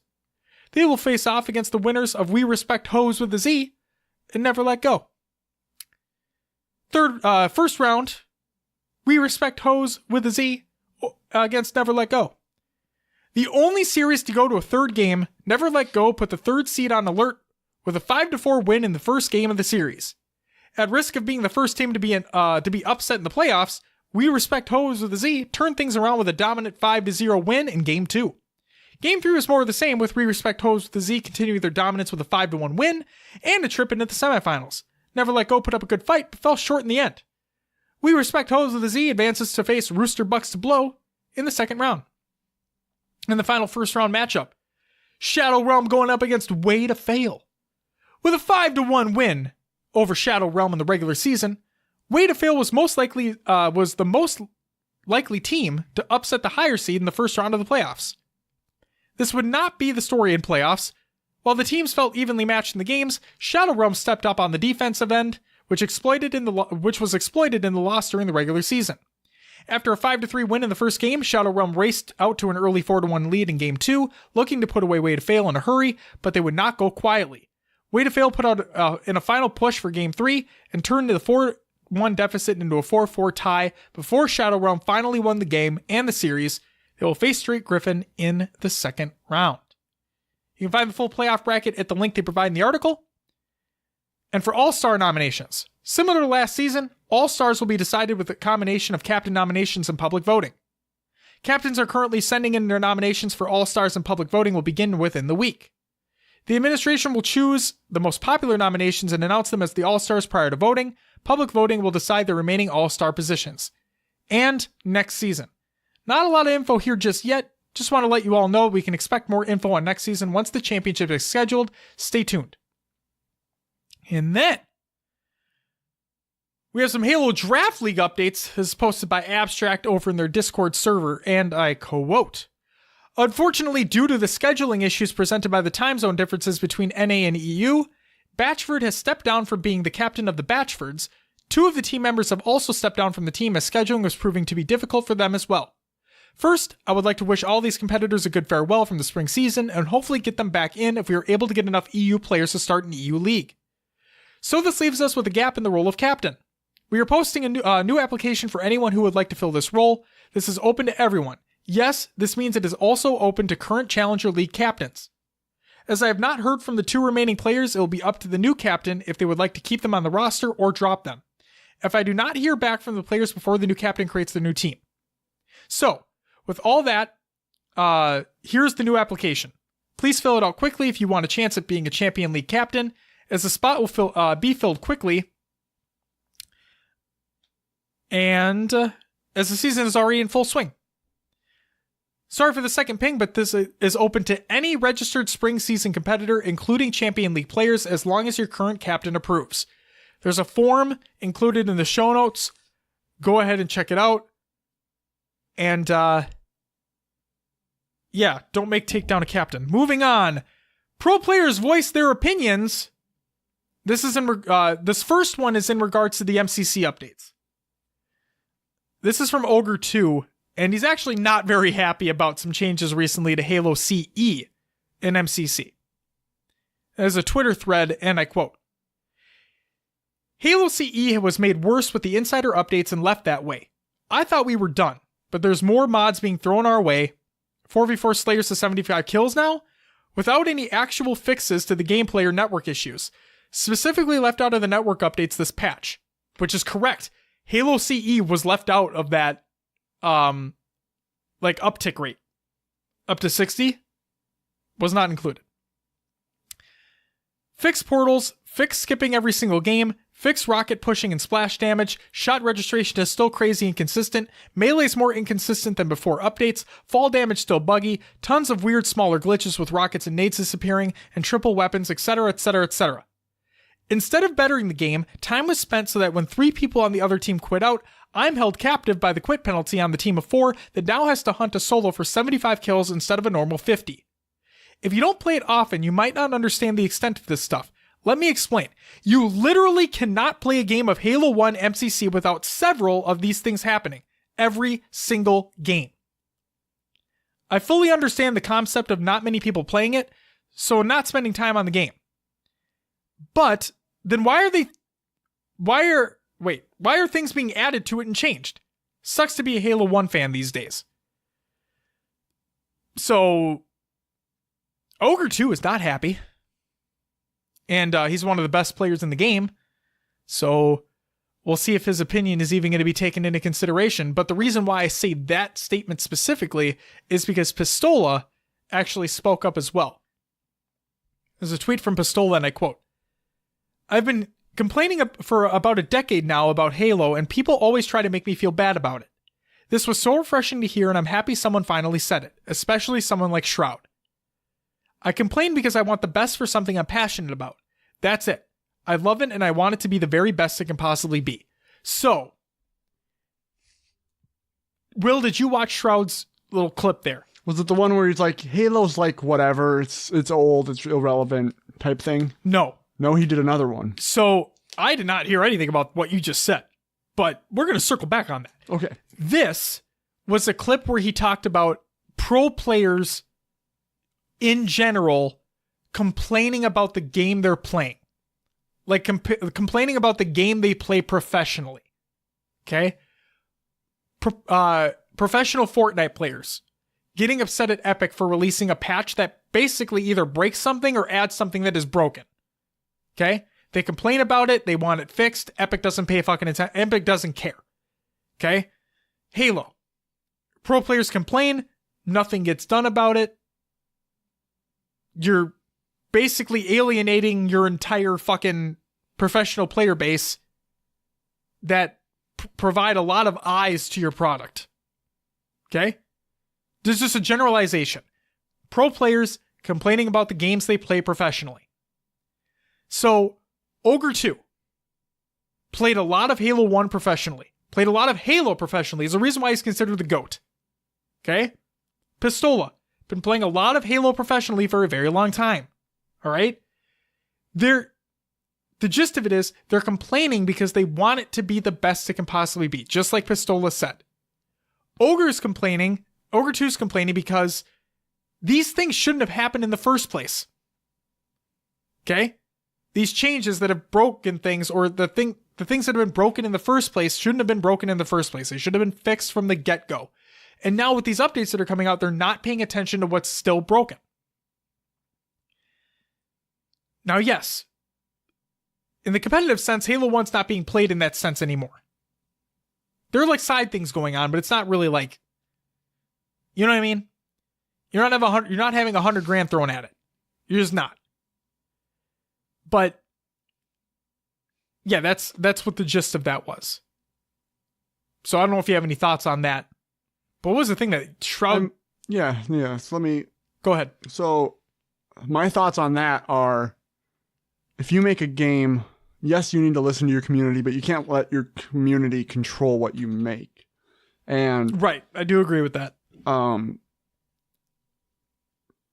Yes, you can put competitive playlists in, but then other people start wanting to jump in that playlist and voice their own opinions about what should be in it. I think that's why 343 has a pro team now. They can bounce ideas off of those guys that can positively impact the game. Right. And not to say they make the final decision, but at least they have some influence. Exactly. Yeah. Nothing's going to change if you don't talk about it. So, I mean, I don't see them any less for complaining about something. They just want to be better. They want to play the game. They want it to be the best it can be and enjoy it. But from what I saw, there was a video clip after the Reach announcement, MCC coming to PC. This is Shroud, right? Shroud, yep. His chat was asking him, "Oh, are you gonna play?" He's like, "I might try it, but it's an old series right now. It's an old game. You know, there's not a huge community for it. It's not, you know, it's Halo's kind of in the past. It's not as relevant as it used to be." Right. So, I mean, I always, with all this stuff, like I said it in the past, like they're tailoring to the audience they already have. This isn't going to bring a lot of new people on. Yes, there's a big PC community, but if you like Halo, you like Halo. I think there's going to be better shooters out there that people are going to want to play on PC over Halo. They're not going to leave Siege. They're not going to leave Counter-Strike to go play Halo. They're going to, the big competitive shooters people are going to stay in. I can agree with that. And the other thing I want to hit off on is that a hot take that people understand but are too afraid to admit is that if you want to complain about something because you want it better, I understand. More power to you. It's the internet. You can do whatever the fuck you want. But people need to realize, if they don't already know this, if you're not a game designer, you don't know what's best. You don't. You may think you know what's best for the game, but are you in the office working on it? No. Oh, but the ranking system was so much better in this Halo than this Halo. Bring that back. It's not as simple as just bringing it back. There's a lot of, if you add anything like that, there's a lot of integration and... Right, it could break other things. Yeah. Now, the people at 343, the people at nearly every game studio, they're smart people. Okay? Not everybody can design games. So, just because you think you know what's best for it, doesn't mean it is what's best for it. And I have to say, there is something to voicing your opinion and your concerns, or just plain old ranting or just bitching to bitch, for lack of a better term. Seriously, that's it. There's people who just yell about things and they don't provide solutions. They don't provide like constructive feedback. It's just, this is bad. Right. There's one of my favorite and most hated phrases is that you're providing a lot of excuses, or you're providing a lot of problems. I'm not hearing many solutions. You know what I mean? Yeah. It's that mentality. Like, oh, I fucking hate this. This game is trash. This mechanic is stupid. Why do they even do this? Do they even know what they're doing? I could do this so much better. This game is going to die. This is so dumb. Like, you hear that every day. Every single day. I can only imagine how bad devs have it. Like, that's gotta suck. Like, and I know earlier in the show, I kind of went off about the whole 60 hertz and whatnot, because honestly, it does irritate me that it has taken this long. And like you said, maybe the technology at the time didn't allow it. Okay. Maybe if we had a little bit more context as to why it wasn't there at first, I would be a little bit more understanding. Maybe we'll get that. I don't know. But I'm not here to shit on developers. And frankly, every keyboard warrior out there right now is saying like, oh, I could do this so much better, or, oh, you need to take the ranking system from this Halo and put it in Infinite. They're different fucking games. Different engines. Exactly. They're not... Okay. Every Call of Duty. They release a Call of Duty every year. Okay? Yes. The mechanics nearly have the same kind of backbone. You know, that pinnacle Call of Duty backbone gameplay, right? It's like phenomenal. Pinnacle, top tier. Just feels great. But that doesn't mean that every Call of Duty is the same. People make the joke, oh, it's just another Call of Duty. They're not the same.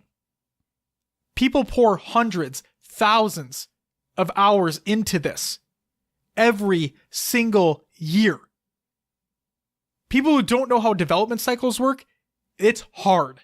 It is very, very hard. I am not a developer.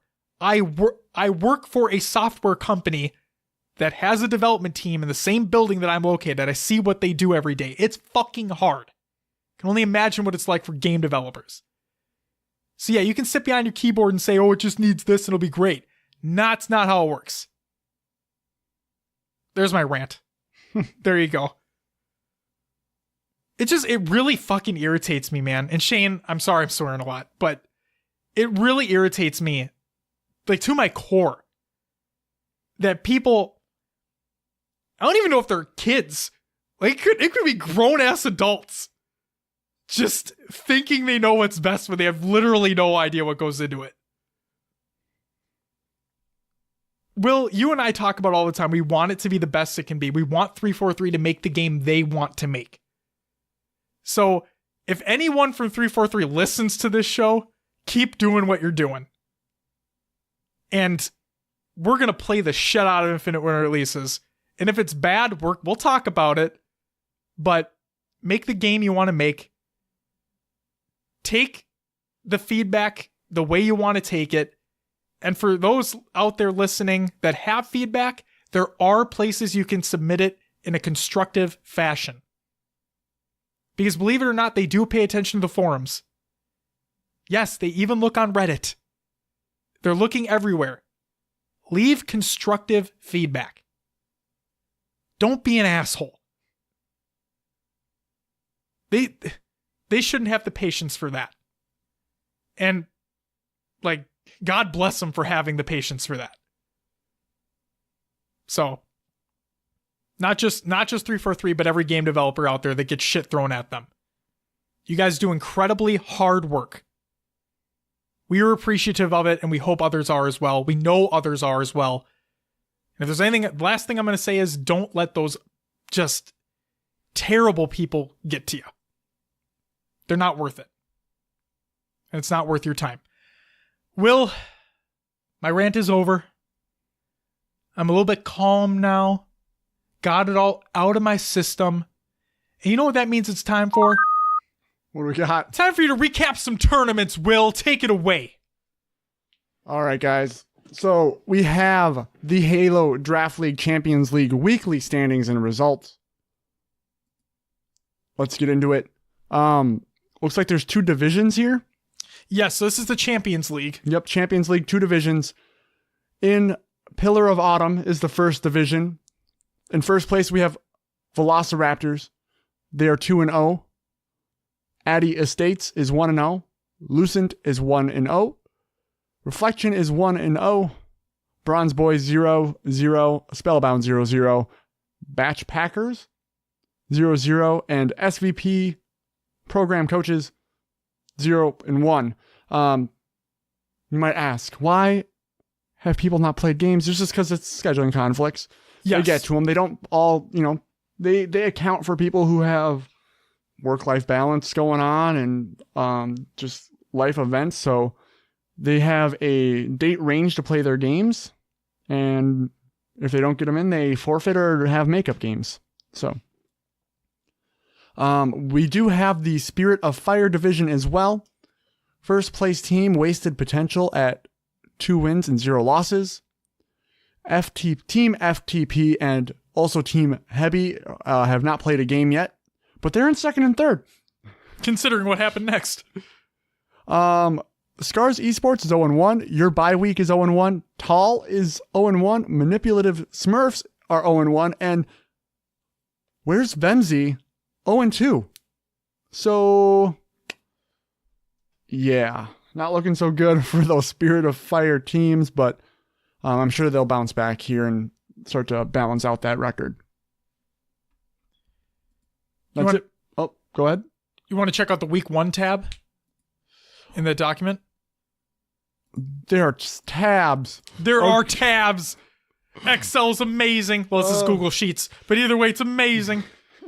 All right. So here we go. Games that have taken place. Manipulative Smurfs went up against Lucent. Lucent took it home 3-0. Reflection went up against Where's Vemzy, 3-1 going to Reflection. Your bye week went up against Wasted Potential. That was a 3-1 to Wasted Potential. Bronze Boys looks like went up against your bye week. Looks like an unreported score, but Bronze Boys has a 0. So take that for what you will. Wasted Potential also went up against Where's Vemzy, a 3-0 to Wasted Potential. Velociraptors went up against Scars Esports. Velociraptors took it 3-2 a game 5. Close one. Addy Estates went up against SV Program Coaches, 3-0 to Addy Estates. And last but not least, Tall went up against Velociraptors. Velociraptors took it home 3-0. Very nice. There you go. There's your Halo Draft League Champions League weekly standings and results. And then plans for next week include putting team names to players. So we'll probably run through the rosters again now that team names have been officially announced. And that way you know what to expect for the week in, week out shenanigans. We might get a Batchford replacement team. Yes. Perfect. All right, moving on to Halo Wars Champions League. I always forget what the C stands for. I'm like, is it Champions League? It's tourney number 6, hosted by the Banished. First place went to Rock Generation. Second went to EOD Spartan Seb. Third was Agonized Storm 78. And fourth, Jeff Kills. 5th through 8th, we had Hard Time, Likely Squidward, Spartan 10-0, and Elitener. Bracket and VOD will be included in the Google Doc in the show notes. Next up, we have the Europa Halo Nightfall GG Halo 5 Cup results. First place went to Secrio, which included SLG, Nurex, Shady, and M2 Squared. Do you want to say that team name one more time? Sekiro? Yes! Nice job. It's the game that came out. Second went to Mock It, which was Looney, Squashy, Batchford, and Doodle DHP. Third and fourth was Assault Roids, Luckless EU, Deadeye, Outcast, and Desire. And My PP Hard. Thuru, AG Spa, Alpha 5, and Fave Speed. I feel like I'm like fucking like you're 10 years old right now. Oh, God. Fifth through eighth, Burger, which is Legend, BH, Kronos, Sika, and Zumas. Mazer, Flames, Holler, Snipe Drone, and Havoc. Anton, Majolker. Here's to Now, Crossman, Carby, and Prophet. And So Snaked was Prospectful, Mista, Lumazur, and Zuckna. Again, bracket and VOD included in the Google Doc within the show notes. Next up, we had the UGC Dreamhack Dallas Qualifier number 1 results. First place went to Devote. Second, Tox Gaming. Third, fourth, Elevate and Full Send. Fifth through eighth, Big Dog, Lux Gaming, Waste of a Seed, and Burger Town. Teams were announced during Roster Mania if you are unfamiliar with some of those team names. Where's GMS in that top 8? Oh, wait. They didn't make it. Did not make it. Wah, wah, wah. Why didn't Tox Gaming win? They quit. Did you see who was on that roster that took first? Tusk, Fear, Zerka, and Wensor. Maybe they were just on fire. Zerka coming full circle. There you go. Getting dropped left and right. Coming back for first. There it is. All right, Josh. And just because it's the last tournament to talk about of the week here. Yes. What do you want to take it away? Sure. If you would like me to. Yeah, go ahead. We had the HCS Pro Talk 1v1 Halo 5 Get Shit on Scud tournament results. First place went to Chilled. Second place, Scud Puddle, who shit on me. Third, fourth, Goalie Sniper and Mark Owns Your Face. Fifth through eighth, myself, Will aka I am the Mr. Mayhem, Classic, and Rem. Bracket and VOD will be included in the show notes, but the VOD that's included in the show notes is just the mixer VOD. Will has a little treat coming for everybody Thursday this week. Stay tuned for that. It is a little bit of an edited. I mean, yeah. Yeah, it is. It's an edited VOD. It's an edited VOD. Essentially, you get the VOD without the breaks. I took out the breaks and added a little intro. Yeah, the intro's phenomenal, by the way. Oh, man. Let's just say we're dabbing. It's good. Yes, why dabbed? You did. Yes. Will, what'd you think? Okay, so competing, I got shit on, all right? I'm gonna be honest here. I just got destroyed by Chilled. He's a champ player. I'm a freaking plat player, like just wrecked, okay? I got 4 kills out of 30. He just destroyed me in both games. In one game, I got goofed because I got spawn trapped for fucking 5 minutes straight. Yeah. This dude just, he had the maps down. He knew what he was doing. His shots were crisp and on point. God damn it, Chilled. Why'd you do it to me? I hate it. I hate it. Well, for all intents and purposes, you weren't even going to compete. No, I wasn't. So, yeah, we had a few people drop out. We had a couple people not show up. And 7th and 8th there, Mr. Classic and Rem. Yeah, calling your asses out. Where the fuck were you, boys? Yeah, so... Yeah, it was... Okay, so playing kind of sucked. I enjoyed it anyway. But the real fun. The real fun was casting and just being up here talking some Halo. That was fun as hell. It was a lot of fun. I enjoyed it. We want to do more tournaments in the future. We want to cast more tournaments in the future. We are, we're working on setting up a way to make this work and how we want to do it to get more turnout and more excitement around it. I really told Will I wanted to do a 4v4. I would really want to do a 4v4 down the line. It would be a lot of fun. And like you said, it would be Halo 5. Yes, because we... Observer mode, spectator mode, it just makes things it makes it fair. Yes. It makes it a lot... It makes it a lot easier for us. Yeah, I mean, you can watch what's going on, you can cast it, you can stream it. Yes. I mean, if we had everyone playing on separate Xboxes over the internet for MCC, not possible. There's no spectator mode, there's no observer. Yeah, it gets rough. Yep. So we want to do a Halo 5. 4v4 would be preferable. That'd be fun as hell. I think we should try to get something on the books. I'm down for it. Because if you watch the VOD, I said teams all the time. You did. But I really meant to say players. But if we do a 4v4, I could say teams all I want. You could. But yeah, this was our first time casting and getting into this kind of this side of things. It was. Putting on quote unquote production. Yeah. Your graphics were fire. Thank you. They were lit AF. Thanks, man. Don't you mean thanks, fam?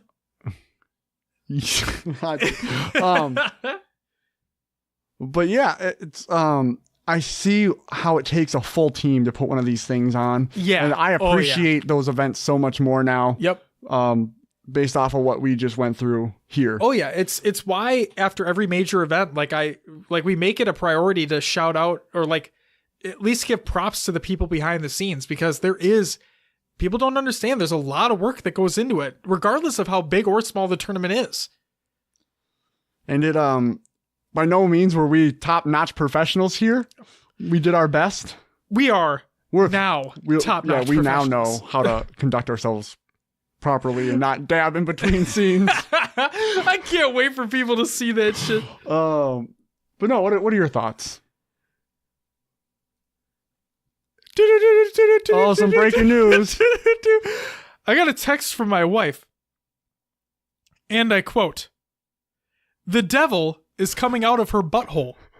So loud and so gross." For those who didn't realize at the beginning of this episode, I said that my daughter is constipated. It seems like my daughter is having a bowel movement. Oh boy. I am a proud daddy. Oh great. Maybe we'll post the pic on Instagram. Let's Just not. kidding, we're not. We're not doing that. Wait, what are my thoughts? What are your thoughts? What are your thoughts on competing? Because you played against Scud. Oh, here we go. Round. Here we go. Okay. So for those who don't know, the whole point about this tournament that we had, right? It wasn't even going to be a tournament. It just wasn't. It was going to be a 1v1 with Scud and myself. Okay? Him and I have a fun joke back and forth. We keep saying get shit on to one another, right? So we named the tournament the Get Shit On Scud tournament. Like, it's not the real name, but we just named it anyway. And Scud had a really good idea of, hey, why not, instead of just a 1v1 between us, him and others thought, why don't we just do a tournament? So it'd be our first one. It's a 1v1, not too in depth. Yeah, let's do that. We used the Drunken Halo settings. Shout out to Scud for helping to provide those. They worked great, except one of the maps where individuals were able to get up top, but I rest my case. But no, so Scud and I went up against each other in the first round because we basically needed to make that matchup happen. Okay? Game 1, I got pooped on. Like, just straight up pooped on. Game 2, way better for me. I still lost, but it was way better for me. Game 1, I had a lot of accidental clambers, like a lot, and it's a trait that plagues me to this day. I can never hit that last headshot with a pistol in Halo 5. I can never land a last headshot with like a BR in Halo 3. I just can't fucking do it. So I always miss my last shots. Scud rarely missed his last shots. He's just outright better than me. And so game 1, not good for me at all. Game 2, I lost 15-10. My shots were a little bit better. We teabagged each other basically after every kill, regardless of what happened. And it was a great time. Scud, you're a better player than me. You can hold this above me for the rest of my life. I'll accept that. I'll respect that. GG's to you. Casting, some of the most fun I've ever had. Not just in Halo, but like in video games, period. That is some of the most fun I have ever had. And I cannot wait to do it again. People said that we should do it. And I'm like, well, we should leave that shit to the professionals because we just talk about this, you know? There's a reason why we're called HCS Pro Talk and not HCS Pro Play. Okay? Because we talk about it. We don't play professionally. There's a reason behind it. people say, like, those who can't do, teach. Yep. There you go. Those who can't play professionally, talk. So, no, but seriously, the casting was unbelievable. It was great. Phenomenal experience I got to do with my best friend. I was so happy. And we really got to cast some amazing games, so it was fun. It was a fun time. And just want to give a shout out to, actually, I'll wait for the shout outs. Oh, wait. That's what I got. Felt good. I was so happy. All right. Yeah. Anything else you want to say about the tournament before we move on? No, I think I'll just save it for the shout outs, to be completely honest. Which means it's time for some shout outs, Will. First and foremost, I want to give a shout out to everybody who competed in our very first tournament and will not be our last. Shout out to everybody who tuned into the stream. You guys made it amazing as well. You guys kept the conversation flowing. It was a good time. I want to give a shout out to Will for putting the screens together for the 1v1 tournament and getting everything ready to go. I want to shout out Will again for doing yes, they may seem like basic edits, but you edited the VOD. It looks great. I think that intro is fantastic, and I can't wait for people to see it on Thursday. I want to shout out Will again for for competing when you weren't actually going to compete. I want to give a fake ass shout out to the people who dropped out. Fuck you. I want to let's see. And when you mean dropped out, you mean the people who didn't show up? Yes, like they dropped out. Yeah. Oh yes. Let me. Okay, I'm sorry. To the people who didn't show up, fuck you. To the people that had to drop out because you reached out to us and let us know that unfortunately you were unable to make it, completely understand. I still fucking love you, and I hope you guys compete in the next one. Sorry for the confusion there. But yes, I want to give a shout out to Ace. Happy belated birthday. So happy birthday to you, bud. And then I hope you accept my apology for talking shit about the status quo before the tournament. So, happy birthday to William Cameron, aka at Pixel Flare Graphics or GFX on Twitter. You make amazing artwork, and you've continued to do so for a long time. Happy birthday to you. And then also, what the fuck you smile? I'm so glad I didn't have to say that name because I would have messed it up so bad. Oh really? Pixel Flare. I got not wrong in the fucking Griffball article, and you were afraid of that. Oh, yeah. All right. And then shout out to everyone who got us over 600 followers on Twitter. You guys are all fantastic. That was really cool to see. And yeah, I talked to Will, and I had an idea of the future of the show. We talked about it. A little bit. Yep. And once I get a couple more things locked down, we'll potentially make that announcement. It's not set in stone yet, but once I get a couple more things locked down, we'll see about getting that announcement out there. It's exciting. I'm excited for the future. But yeah, more tournaments down the line. It's going to be awesome. Can't wait. Hope we do that 4v4 Halo 5 one. It's going to be awesome. And if you guys let us know in seriousness, if we were to do Halo 5 tournaments because of observer mode and whatnot, what types would you like to see? Right? Will, you had an idea for like an FFA, right? People had ideas for like a 2v2, whatever it may be. Let us know your thoughts.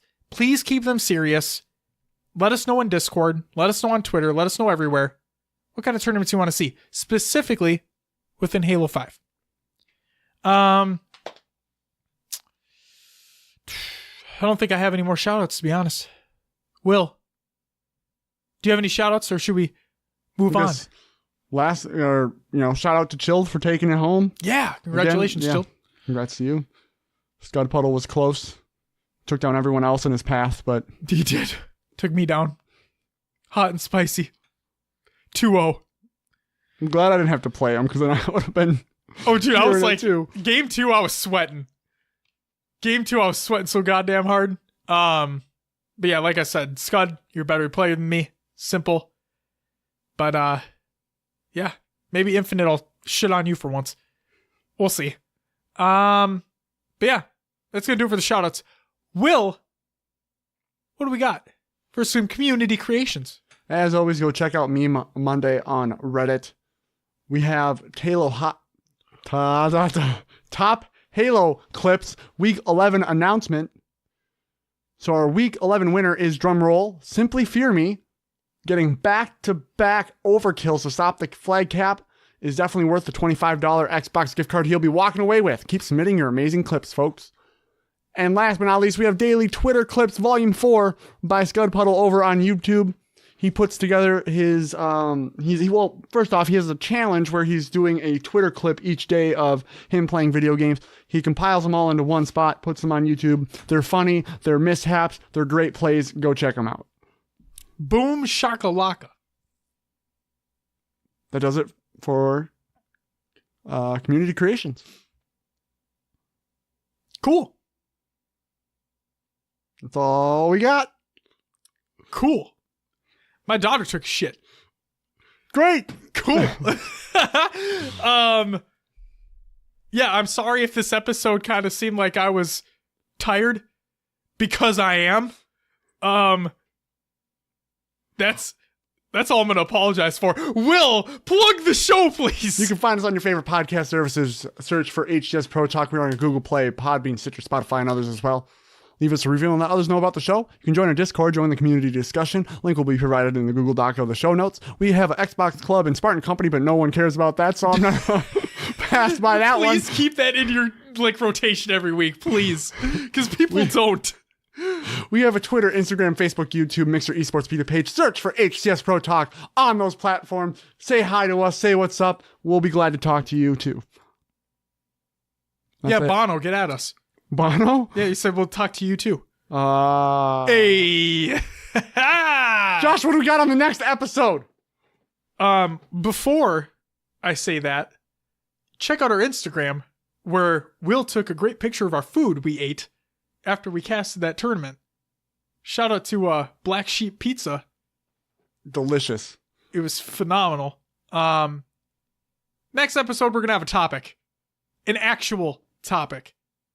Do you guys have a suggestion on what topic you'd like to hear us talk about, and you guys to talk about as well? Us talk about what you talked about? All the things of talking abouts? Let us know on Discord. But, that's all I got. Ladies and gentlemen, that is going to do it for episode 68 of HCS Pro Talk. Again, next week is the number one. You know what I'm talking. Hey, you know what I'm talking about, Will. You. I want to thank you very much for listening. We'll be back next week to talk about some more Halo and have a little discussion with you guys as well. It's going to be a good time. We hope to see you there. But until then, hey, Will. I don't know what I'm going to do with you, man. Will, guess what? What? Bye-bye!